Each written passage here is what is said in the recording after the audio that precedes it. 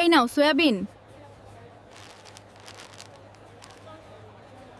আজ আমি বানাবো খুব টেস্টি সয়া চাপ। সবাই শেষে আঙুল চাটতে থাকবে। এবার কেটে নিচ্ছি পেঁয়াজ, টমেটো আর আদা রসুন। এগুলোতেই আসবে আসল স্বাদ। গরম তেলে পেঁয়াজ ভালো করে ভেজে নিচ্ছি যতক্ষণ না সোনালি রং হয়। এবার দিলাম টমেটো, হলুদ, লঙ্কা আর গরম মশলা। সুন্দর করে কষিয়ে নিচ্ছি। এখন সয়া দিয়ে সব মশলার সাথে ভালো করে মিশিয়ে নিচ্ছি।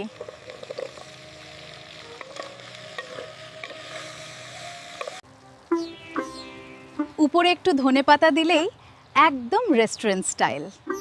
এই যে তৈরি হয়ে গেল সোয়া চাপ। খুব খুব সুস্বাদু হয়েছে। আমার এই রেসিপি সবার সাথে শেয়ার করে দিও। ধন্যবাদ।